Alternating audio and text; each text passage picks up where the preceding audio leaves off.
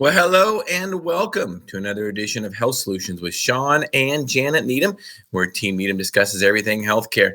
I am your host, Shawn Needham, and I am super excited to have Hunter Schultz back on our podcast today. He is going to be discussing direct primary care and how it can prevent suicides and mass shootings.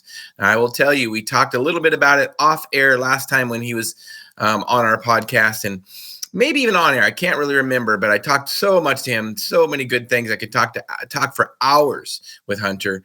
But I was a little bit skeptical. I'm like, well, how could a direct primary care relationship with a healthcare provider or doctor prevent mass shootings and suicides? Well, you want to tune into this show and watch it all the way through because he is going to tell us how. So without further ado, Hunter, welcome to our show. Shawn, thanks for having me back. It's great to be here. Yeah, so I excited to have you on. We can actually stream live today because you have better internet because you moved to suburbia outside of Panama City, right? That's right. I'm in Panama City, the Republic of Panama, in what is known as the reverted areas, specifically Diablo.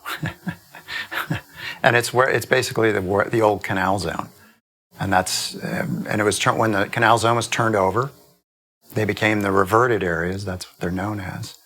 And so we moved from the inner city to the suburbs, and I have fiber optics, so the internet connection is far more stable. Love it. I love it. So we discussed so many things last time you were on our podcast. Thank you. And you gave me so many referrals to other podcast guests. I thank you for that. I'm always looking for people to share the word and educate and empower individuals to take charge of their own healthcare. So, but this time, let's talk about direct primary care and how it can prevent mass shootings and suicides. Yeah, that's, I just published an article this morning on Medium.com about this subject. And the article stems from personal experience. On June 31st, my youngest nephew committed suicide, which shocked the family, as it does most families. And it was quite a gut punch. And usually you ask why a lot. And this was out of the blue. This was similar to physician suicides, where it's a snap decision. There was no end-of-life plan. There was no real telltales of what's going on. But he committed suicide, and I got a text message the next morning from my oldest nephew, Jason, and the text message began with, "Did Mom reach out to you last night?" And I knew right away, something's not right, that he just doesn't do that. And I said, "What happened?" And he said, "Patrick is gone." And I thought, oh God, why? So anyway, that's how the article begins. And about 4 days later, July 4th, Highland Park, Illinois, was the scene of a targeted mass shooting. A young guy acted out on his disturbed thoughts and killed and wounded a lot of people. And as it so happens, my parents grew up in Highland Park. They lived there for many years, and I grew up 4 suburbs south. So this was yet another gut punch. How on earth could that happen on Chicago's North Shore? All my North Shore friends were like, how the heck does this happen? And you've heard this in other mass shootings, the same comments. How does this happen here? So I started thinking a few days later, there are things that were kind of roaming around in my head, and I was connecting dots. And the article is actually a way for me to process and work through it. And something my dad used to tell me a long time ago, son, when something bad happens, ask yourself what's good about it. Well, there's nothing good about these things, but I refined that question to what good can come from it. And there were things that I knew from a long time ago, conversations with physicians, experts about primary care and how things work in the right system. And I remember after a school shooting back in, I think it was 2015 or 16, somewhere along those lines, maybe it was 17. I wrote one of my medical mentors, Dr. Steve Schimpf, who wrote Fixing the Primary Care Crisis, an excellent book. And it's one of the first that I recommend, even over my book, The Expat Health Guide. And I asked Steve, we'd already conversed about direct primary care and how good it was. He has it. I mean, he has it up there, which is, he loves it.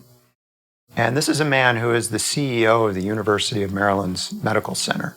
So he's seen both the care side and the admin side, so he knows what he's talking about.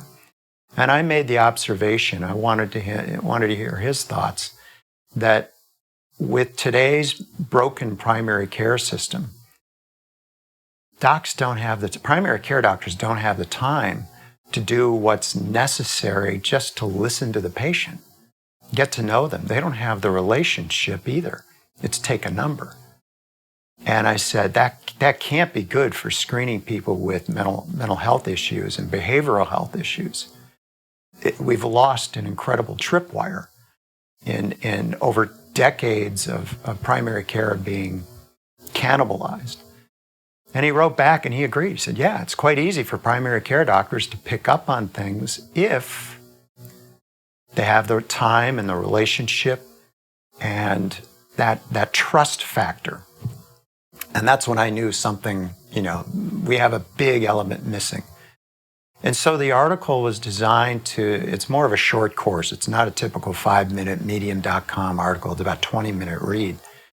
But in there, I give the backstory of what happened, because it's important to understand what happened to primary care over these many decades. And it used to be that primary care docs were family docs, and they knew the family. They knew the interactions. They could tell the parent of a child, I think we need to keep an eye on Junior here. Or they could say to a husband and wife, things aren't looking too good for you guys. Your married life isn't as smooth as it should be. Maybe some family counseling here is good for you. And in today's system, you can just imagine, with 8 minutes and out the door, you can imagine the reception that'll get on the part of the patient saying, you don't know us. What are you talking about? And that's the exact point. They don't know you. And that's a sad point. So each of these events, the suicide, my Patrick's suicide and the Highland Park shooting, they both have timelines. And that's how detectives, you see them on Detective Show, how they establish who is where and what is what. And they only go back just so far. And the further back you go, the murkier it gets. And sadly, what's back there, and they converge, these two timelines converge at primary care, if you know what to look for. Because had both Patrick had great primary care, which he didn't, he was in the old system. And if this young kid, I'm not going to use his name, in Highland Park, had a better primary care relationship, the odds go way down that these violent acts, which both of them were violent acts, you stand a much better chance of reducing the possibility that they will act out on whatever it is going through their minds. So this is the issue, that today what we do is we focus on the weapon, we focus on the instrument of death. Let's outlaw them. And you hear both sides of the debate. And it's, we got to outlaw the assault weapons. And the gun owners will say, well, what about the person pulling the trigger? What about that? Guns don't pull triggers by themselves. What are we doing? We need more mental institutions. Well, that's still a lot further along in the timeline. Okay, you're gonna put someone in an institution. Why not go further back in the timeline when you've got a way of dealing with it before it gets out of hand, before it becomes a big issue? And that's the point of the article, is really to say, you know what? Stop looking at this, at the immediate nature of things, and go further back. And I think long term, that'll I know, and the doctors know, and the research, which I point out in the article, is showing a definite connection between better primary care and lower suicide rates, lower violent acts. So that was the purpose of the article, and I think something good came out of Patrick's death, and it was a little bit of catharsis for me, because this has been rolling around in my head. I've known this for a long time. There's a connection, and every doctor that I talk to, every direct primary care doctor that I talk to, same thing. Whoops, had a little power interruption there. So the internet's great, but the power goes out. Right. Not so stable. So the connection's there, and they all say, "Oh yeah." The DPC docs all say it's so easy for us. It's so easy for us to see it, because as long as you have that relationship over time, it's not an immediate thing. This is not an immediate fix-it thing. This is over time. And once you get that sorted, we know the other benefits to primary care, great primary care, which delivered by DPC enables all the benchmarks for outstanding care. I smile, and you smile too. I know you do, because you can see what's in front of us. You know what's possible, and that's a good thing, as Martha would say. Yeah, for sure, and it is all about a relationship. And like you say, it does take time. It's not something you're going to do in an 8-minute appointment one time. And even with a direct primary care doctor, you're not going to do it, the first appointment. They need to build a relationship with somebody. And that's what doctors used to do in the old days. They would take care of families, and they would know the family. Now, in the traditional system, it's hard to find a doctor that stays at the same location for more than 2 years. Right, exactly. And what's forcing this too is insurance. When employers, where most people have their insurance through employers, they change their benefit plan, which means you have to get a new doctor. Yeah. And there goes the continuity of care right out the window. Really? Yeah. I mean, this is not good health care. That's you finally have a relationship maybe built up over a couple of years and 3 or 4 appointments, and then you're no longer in my network. See ya. What on earth are we doing? That's a benchmark. That's one critical benchmark, is continuity of care. Without that, you don't have good health care. There's no one connecting the dots either. So, we all need to take as hard as this is. And I sense its frustration. There's an enormous amount of frustrations. Why did this happen again? And why did another school shooting? And we're having the same conversations, and everyone gets frustrated. It's because you're not going to the root of the problem. You really aren't going to addressing the mental health early on, before it becomes an issue. Way before that, even before at the prospective parent level. What an interesting thought that is. Maybe you guys should hold off having kids. But if you don't have the right relationship as a physician to be able to say that, and the patient, the couple knowing they've got your back. I mean, the doc has your back. That doc is in your corner. They're there for you. They have to know that in advance, so that they can deliver, that news of, guys, I think maybe some counseling here before you go at it, right. and have kids. It's really time for you to seek some counseling and make sure that you guys are communicating and you can handle parenthood, because that's a whole different ballgame. And that's, again, the frustration is most Americans, they don't know about this. It's an unknown, which is horrible. It's just horrible. And I get it. I get the frustration. But the good news is the solution's out there. It's being done every day, and it's simple. That's and right. That throws people too, doesn't it? They don't believe it. Can't be that easy. It's simple and affordable. Yes, exactly. Very affordable. In fact, more affordable than the traditional system. We've talked about that many times. Sure. Yeah. So you had some comments about the FBI in the article. Will you talk about that a little bit? Yeah, I'll give you a little bit of the backstory behind it. And that is that I'm on a State Department security group called OSAC. And we have regular meetings, and I get to meet with security professionals. And I've had active shooter training from one of the Benghazi 13 heroes, which was really interesting. And I've also had most recent seminar at the U.S. Embassy here was with Dr. Russell Palorea, who ran the behavioral analysis unit for the Naval Criminal Investigative Service, otherwise known as NCIS, like the TV show.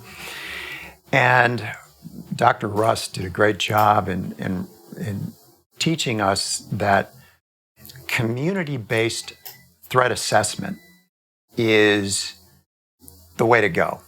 And it means you're looping in more of the community. Instead of just the security office and the police, you're looping in coaches, you're looping in counselors, you're obviously looping in teachers, but you're going further back on the timeline, so to speak. You're reaching further back and you're looking for clues, telltales, because all of them have telltales, whether it's suicide, most suicides, and the active shooter, the violent perpetrator, they leave telltales.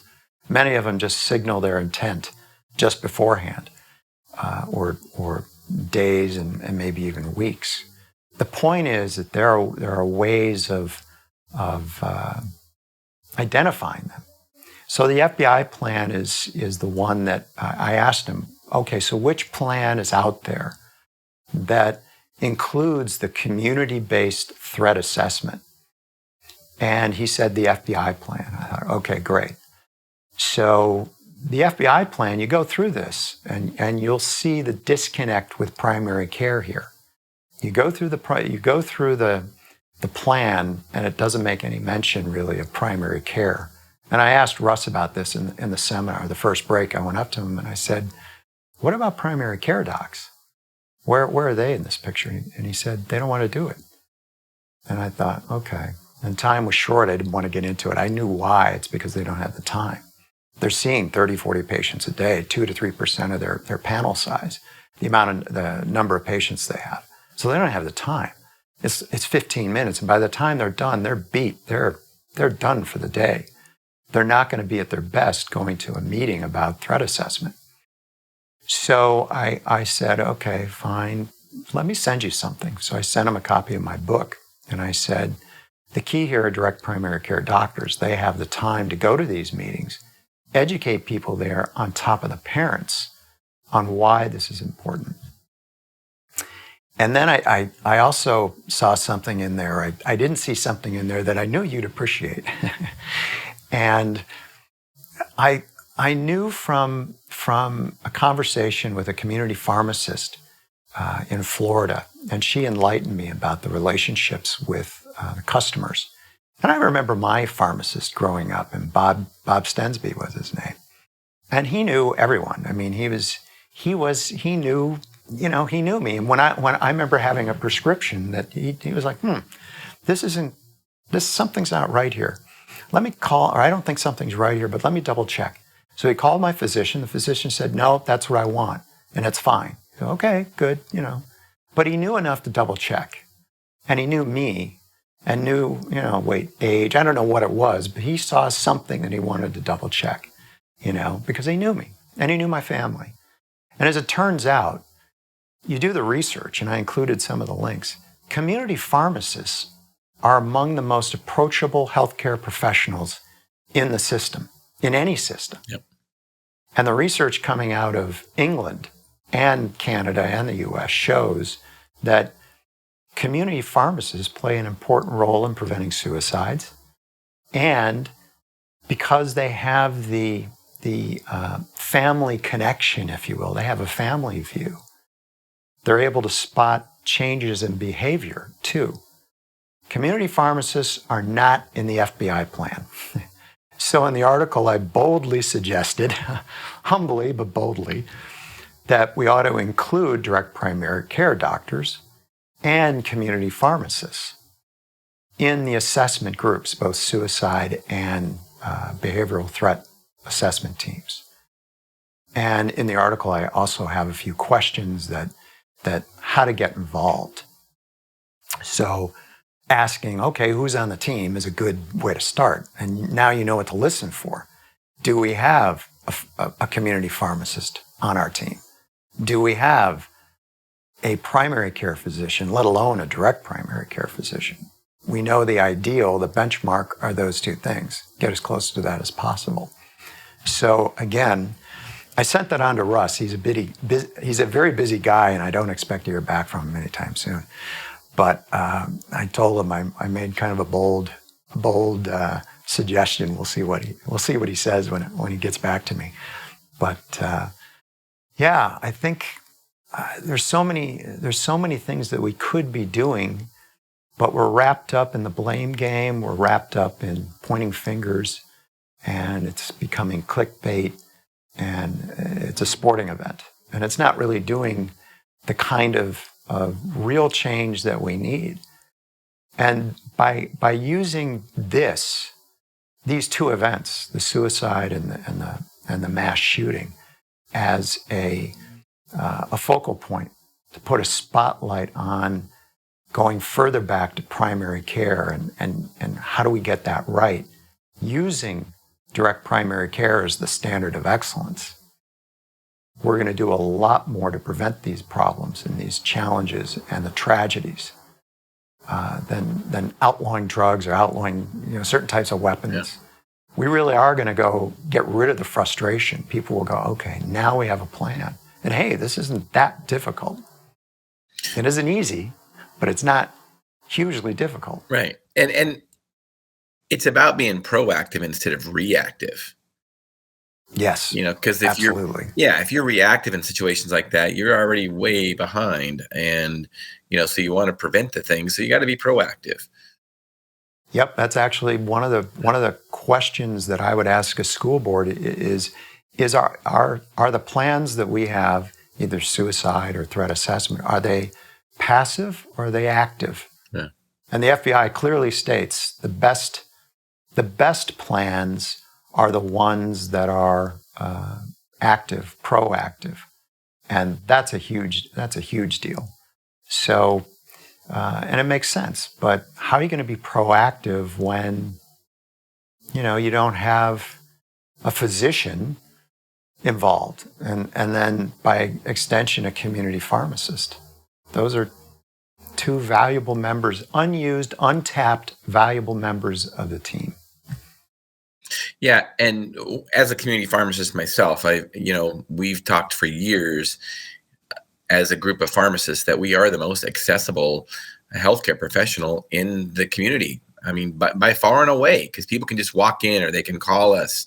They don't typically need to make an appointment. So, and that's how you get to know people and build that relationship. So, I totally echo what you're saying. Now, you said you had some statistics about how direct primary care does you have some numbers to share possibly about how it does prevent some of these things. Is that correct? There's no research about direct primary care, but there's new research coming out and it's from England, that, and they have their general practitioners, the GPs over there, how the research is showing that it has an effect, a positive effect, and it has a lot of impact on preventing violence. And I include a link in the article to it. And that's such an important point, and I hope it sparks more research, because we need it. But the glimmer of hope is there. And all it takes is the first research project, the first research to show that addressing behavioral health and primary care has a big impact. I think that's brilliant, and we need it. Yeah, for sure. So as we're wrapping this up, tell us how people can find this article that we were talking about. Well, it'll be, the link should be in the description of this video on YouTube when it hits YouTube. They can go on to medium.com, and they don't have to be, I don't think they have to be a member. They get like 5 free articles a month if memory serves. But they just go on medium.com, they can search on Medium for my name, and there'll be a list of articles, and I'll pin it to the top of my profile too, so that they can find it. But all you got to do is go on Google or Yahoo or your favorite search engine and search on my name and medium.com, and the articles should pop up. So you weren't ready for this question. At least I didn't prepare you for it, but I think you can answer it because you can pretty much answer anything. So I'm putting you on the spot. So what if a parent has an issue that they're concerned about with their one of their kids contemplating suicide? Do they reach out to direct primary care physician now, even though they don't have a relationship with it, or with them, or what do they do? That's a great question, and the sad part is most of them are going to be in the old system. Right. First of all, there are resources for families, and again, you can find the CDC has a lot of good info. The Jason Foundation is another contact point. But you can go in and just Google suicide prevention family, and you'll find good links. But yeah, if you're that far along the timeline, yes, if you seek out a direct primary care physician, go in and talk to them, and they'll have the time to at least start to address some of the issues. But again, they're coming in a little late in the game, right? So I wouldn't necessarily expect miracles from that. I think the real power comes from further back in the timeline. But if one of the best things they can do is talk to a primary care doc, and you can also there are suicide prevention hotlines that you can certainly dial them, and they'll give you resources. But yes, if you can find a direct primary care doctor close by, it would be worth going in and seeing them, discussing the situation, and let them guide the next steps. They may say exactly the same thing, or they say, no, bring them in, let's talk. And I'll talk privately with them to see where they're at.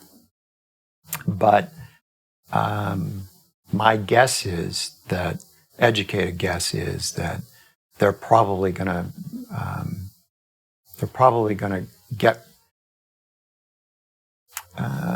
to have you see some counselors, suicide prevention type counseling, rather than just direct primary care. So as good as direct primary care is, and funny thing, I had a conversation with Dr. Jeff Gold last week. And he's a DPC doc out of Marblehead, Massachusetts. And Jeff told me, I look at primary care as mental health. They're the same thing. And direct primary care is how you enable that. And that's the way it used to be when you think about it. So yeah, yes. Is there value in going to see a DPC doc? Yes, because you'll probably get in to see them quicker. Yeah. The second part of that is they can definitely steer you in the right direction, and they may say, yeah, I think your next step is this, or yeah, I want to talk to him or her. Let's bring them in and we'll do a checkup, and in part of that checkup, let's start the conversation. So I wouldn't dismiss it. I would certainly try. But again, it's also how far along are they? Right, and they need to start a relationship as early as possible, and it's never too late. True, it's a good place to start. But again, you're going to have a medical professional, a trained medical observer, that's helping you and guiding you through this. And it's up to you as a parent or as a friend even. And a lot of my nephew's friends were saying, God, I wish there was more, I could do. I wish I could do more. I wish I could have seen this. Right. Well, educate yourself, and you will. Yeah, we had a DPC doctor on our podcast a little over a year ago out of Oregon, and I wouldn't say specializes in suicide prevention, but it was a very, very good learning experience for me. I learned a lot from her about how to word things and how to question things and the questions to ask. And if you're looking for the right things, it's, and you word it the right way, it goes along a lot better. And so that was a very, very good podcast. Who? Can I ask who the guest was? Yeah, I can't pronounce her last name without looking. So let me look. Laura. Oh, okay. Laura, I was thinking it might have been Pamela Weibel, Dr. Pam Weibel, the physician's guardian angel. Oh, she's a great person to talk to about physician suicide. Yeah, no, Dr. Laura Pinavaria. If you want to Google that or look in our YouTube site, it'll be up there for that podcast. Pinavaria, Pennavari. She's out of Bend, Oregon, and it was a great, great podcast. I learned a lot. That's one thing I love about our podcast is that I learn just as much as our listeners and viewers do. I get to meet great people like yourself and learn a lot of, take some wisdom away from you.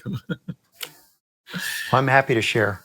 Yeah. Well, I appreciate it. So as we wind this podcast up, Hunter, tell our listeners and viewers what you have a passion for. Well, let's start with the obvious, which is direct primary care and enabling direct primary care for the masses. And I look at it even bigger, which is direct primary care is making inroads down here in Panama, probably because there are a lot of doctors trained in the U.S., so they're starting to hear about it. Outside of the profession, if you will, and healthcare, there's auto racing. I've been a long time auto racing fan, enjoyed it so much. And I enjoy watches, I enjoy collecting watches, and I enjoy technology, but I enjoy what I'm doing right now. It is definitely a passion. And when you live your passion, you're in a good zone. And the book has been a big part of that passion for quite some time. And now that it's published, it's like, okay, good. Well, yeah, it's obvious. You're very happy where you're at. I love it.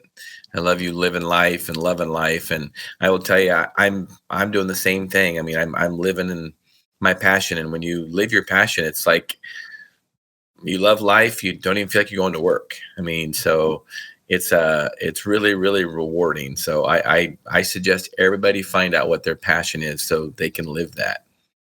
Absolutely. So we'll have to talk about cars and watches off air sometime. Okay. That might be a long conversation. I know, that's okay. I know you like cars too. Yeah. Gearhead Anonymous. Yes. Yeah. So that about wraps up our podcast today. I thank you, Hunter. It's always a pleasure. We will definitely have you on again for another subject. Thursday, tune in to our midweek podcast. We will have Dr. Amy Beard on our podcast, and she is going to be she's a functional medicine doctor. She's been on our podcast before. She is going to be talking about breast implants and some of the complications that people can get from breast implants. So you don't want to miss out on that. 8 a.m. to 9 a.m. Pacific Standard Time Thursday. Hunter, thank you for being on today. Listeners and viewers, thank you for tuning in. Health Solutions with Shawn and Janet Needham.